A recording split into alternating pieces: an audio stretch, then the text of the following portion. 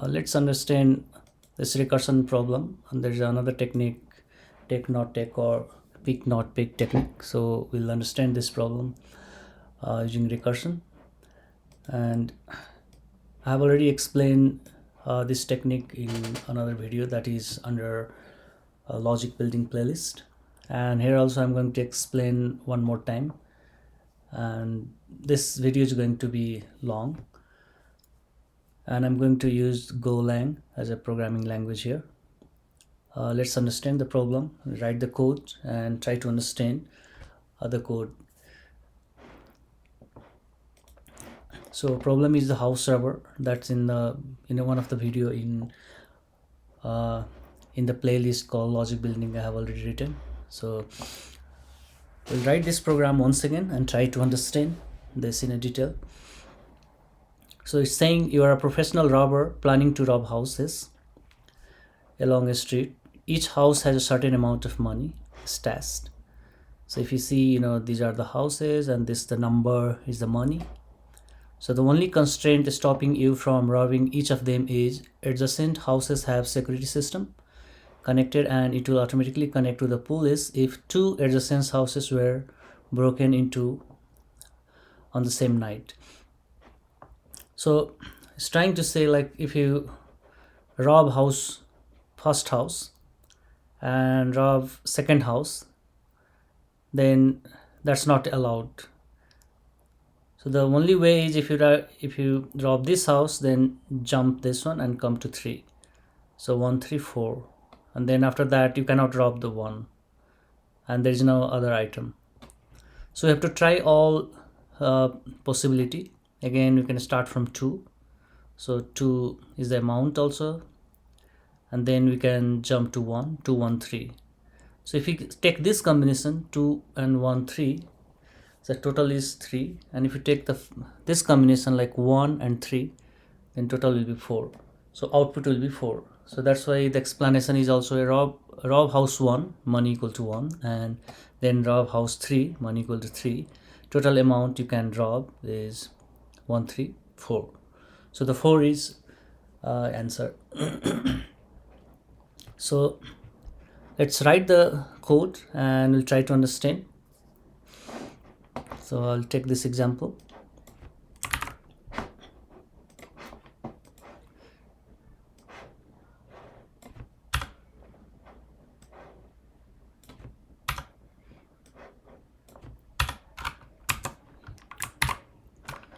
So let's say this is the nums.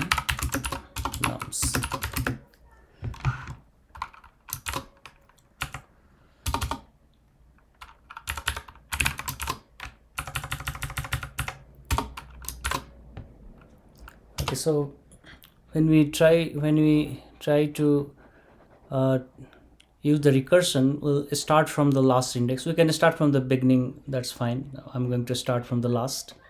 From the last we'll come here, because in this technique, we have to try all the combinations. So that's why we have to take all the items. So you can start from here, jump here, start from here, jump here, again start from here and jump again, skip one item. So in that way we have to try all the possibility and try to get the sum and then find the max. So let's do that. Like, let's say our function is rob house, and then we can pass nums, and the last index is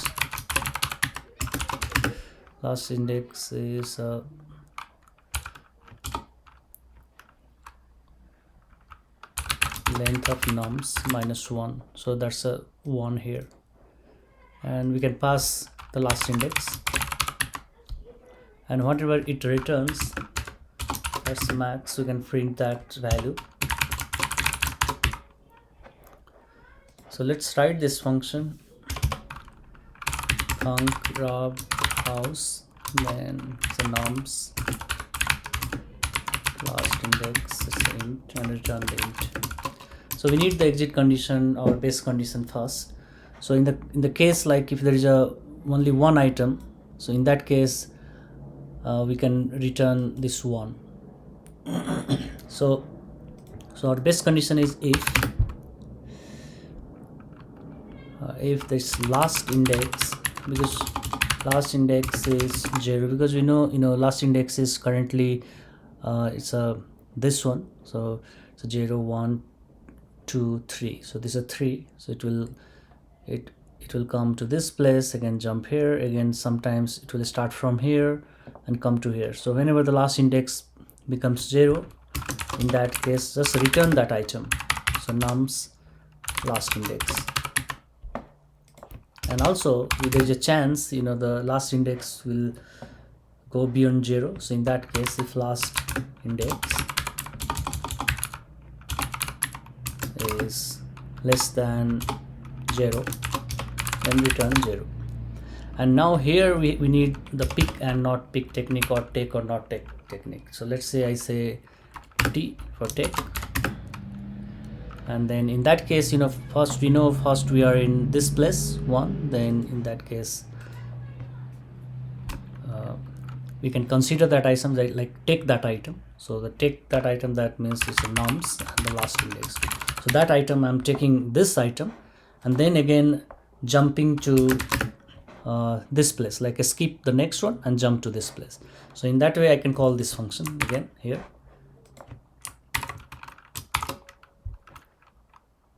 It's a nums, and then I can say last index -2, because I cannot rob the adjacent house, so that's why I'm calling this function. So this is the take. And then in the case of not take, so so not take, that's a normal flow. That means again we can start from here on 3. So in that case I'm not taking the item, but I'm just going through the recursion. So in that case I can call this function here with a slight change. So in that case it will be not last index -2 but last index -1. And then I can find the max between t and nt. So func max will be int return int, if a greater than b return a, otherwise return b.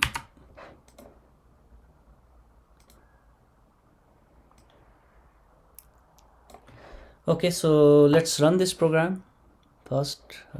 Okay, so t and nt, we need the max, so return max in t and nt. So we'll run this. Once it starts running, then we'll see how this recursion stack, the flow is working here, so we can look at that.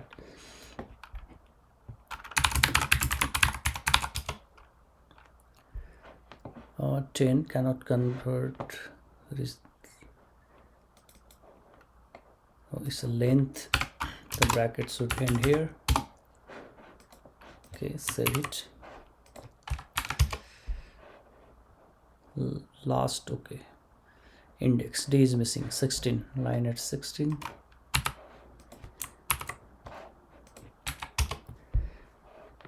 Yeah, so we see the answer is 4. So let's analyze this flow here, and then we can come back and we'll utilize the memoization.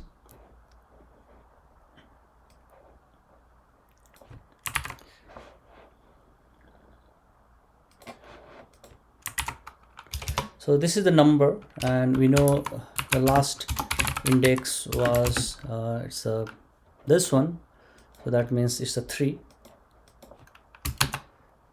So okay, and the function is rob house. So let's call this rob house with the last index.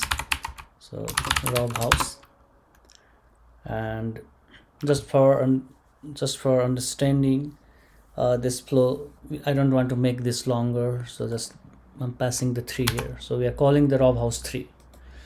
So when we call the rob house 3, it will check the conditions here. It will check the condition, like if it is last index is 0, it is not 0, it will not go there. Then it will check last index less than 0, it's not go there. So come to this place. So it will say nums last index. So it's a last index is a 3, and a 3 has this value 1. So 1 plus, and then it will call this function, and then it will also call another function. So let's see that. So first we'll call this function. So come to another screen here. So this is going to call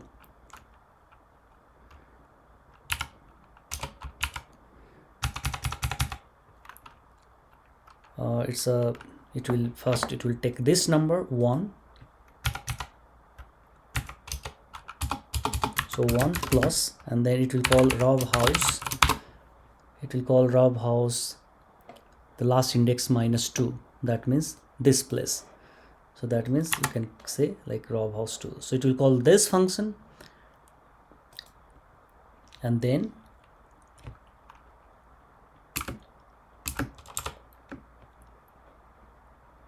I'm gonna start from here.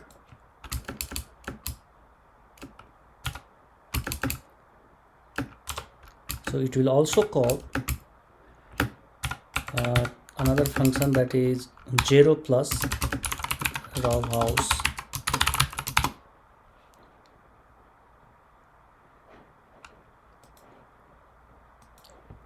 So rob house it's the last index minus 1. So last index is 3. So 3 minus 1, that's 2. So the index, I'm not taking this value, but I'm taking the index. So it will call last index 2.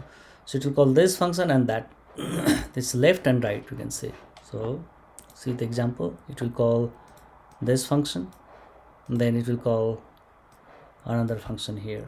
So first it comes here, and this function will be called, and then once this line is executed, then the turn of the 25 line comes. So first go inside this rob house. So we need to find out a result for this rob house.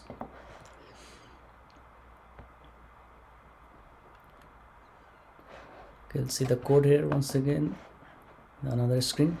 So we're calling the rob house 2, and then so the first one is 3, and then it's a 3 index is 2, and this index is 1. So this is index 1, and this one is index 2. Okay, so again this has to be completed first, then the turn of this rob house 2 will come. Again, when we go to the rob house 1, because we want to, if we want to calculate the result of rob house 3, then we need this function executed, this function executed, and we understand there is some line below to find the max. So in order to calculate this, we want to calculate this rob house 1. Okay.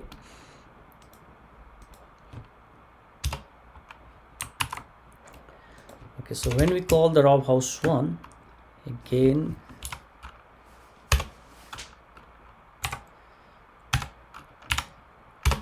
we'll call this first, the first rob house 1 will take that item. So take and not take. So our cursor is in this place, that's the index 1 and value 2. So we'll take this value, so that value is 2. So 2 plus, and again we can call rob house, and we can skip this item. So in that case the index will be minus 1. So rob house minus 1. Okay, that's good. So that is the one portion, and there's another portion also.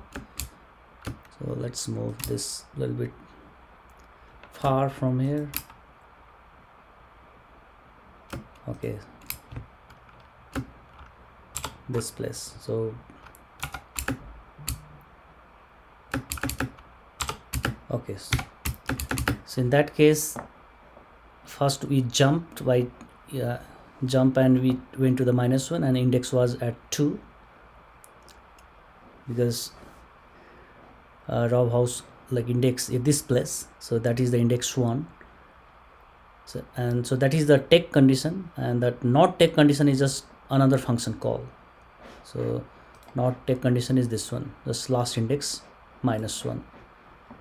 So let's call this one again. So 0 plus rob house, and from index 1, if you take minus 1, then it's a 0. So rob house 0. Okay, so let's calculate the result for rob house 0. When we call this function rob house 0, okay, then it will come here and it will say that it will find that okay, last index is 0, then it will return that number itself. Okay, so in that case we'll see, so it will return at 0 index, what is the number? That's a 1. So this is going to return number 1.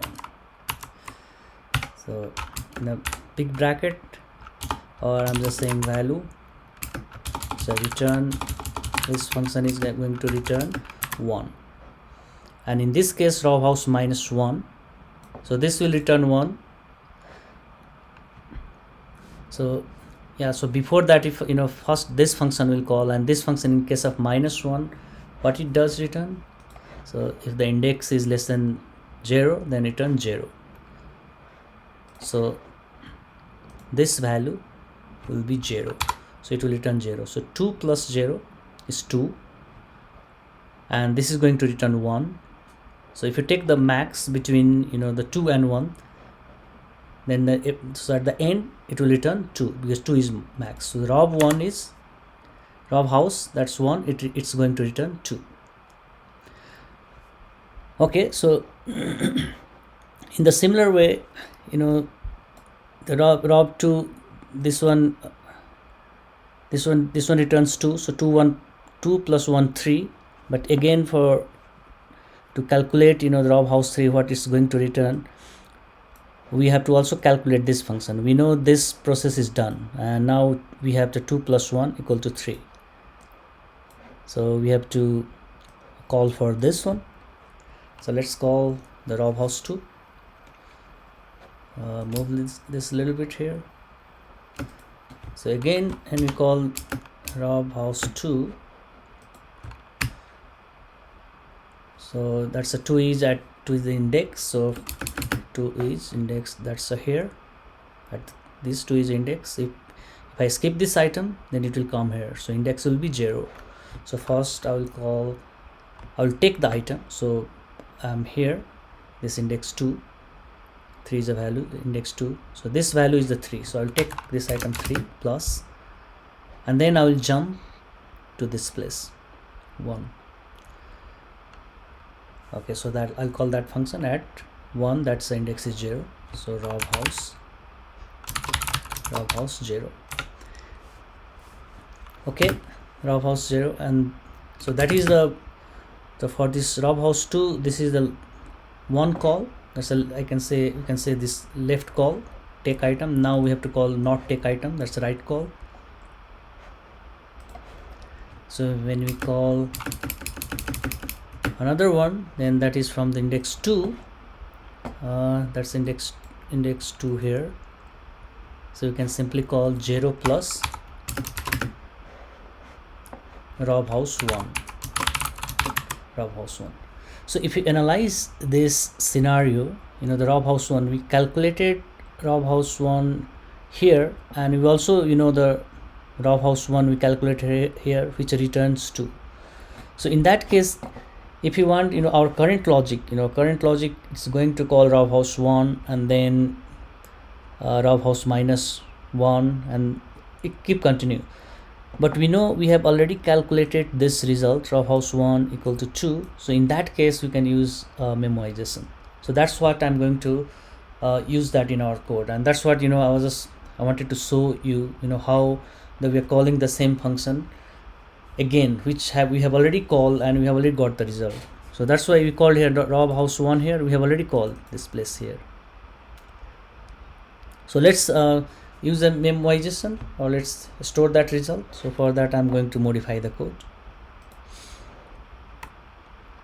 Okay, so in this case, that's why in this case I'm going to create one variable dp. It's like dynamic programming, I say, the dp variable, and it's a make int, and the size will be exactly this one, nums, so length of nums, and I'm going to initialize dp with -1. So for I equal to 0, I less than length of dp, and then I plus dpi to -1. So I initialize this, and I can pass this dp here.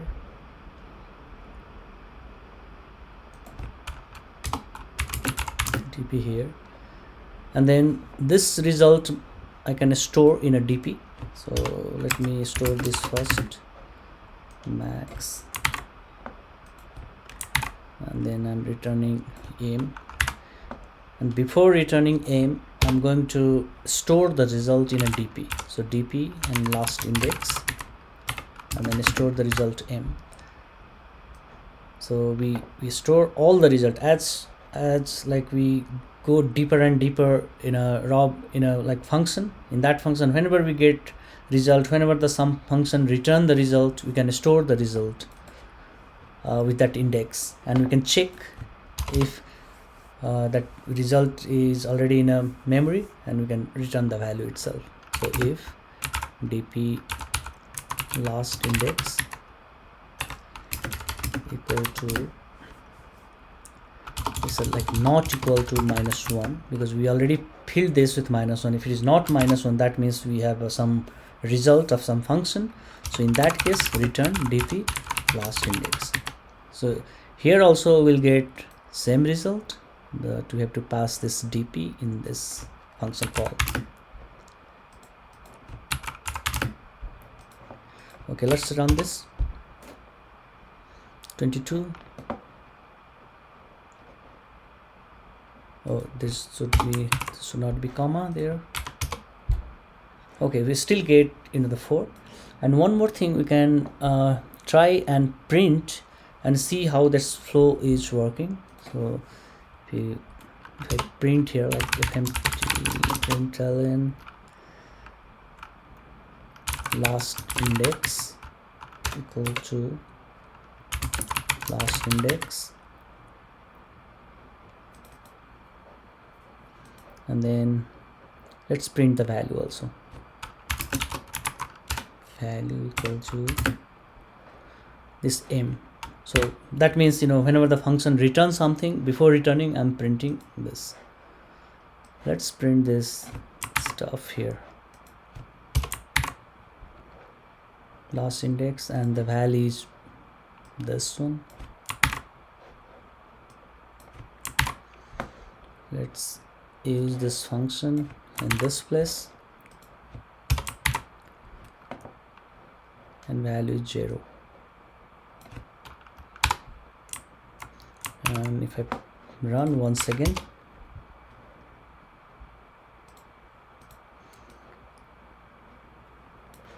so first one it called last index -1. So if you see this example, this is when you call this function, it called left, right, again left, right here. So the row house -1. So it will call row house -1, and what will be the value of row house -1? So value for row house -1 will be 0. So we'll see here, row house value equal to 0. So it's calling from the bottom, and then again we'll come back. So this function is done. So 2 plus 0 is a 2. So this function is done, but we know this is the take portion, and there is also another line notTake. So this notTake will run.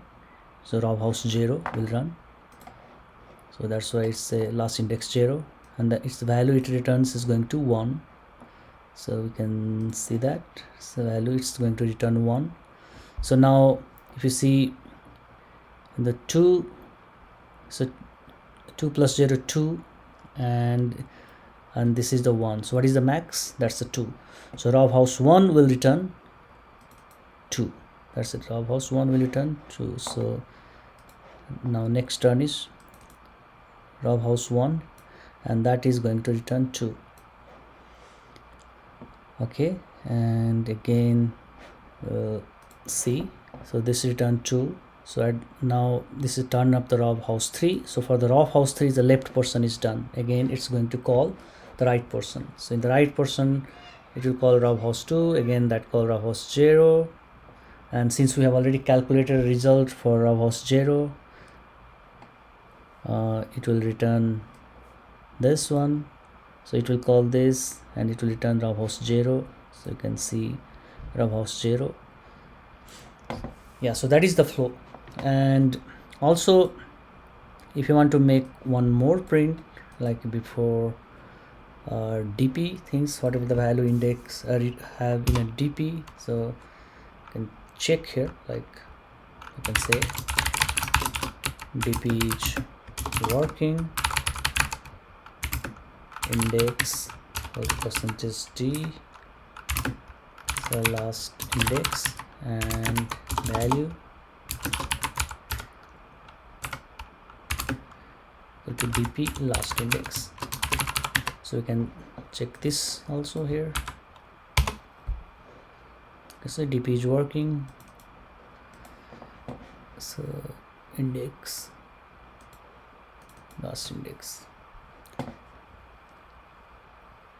Yeah, so yeah, we can fix that, this formatting here. Yeah, d is not required for the println things.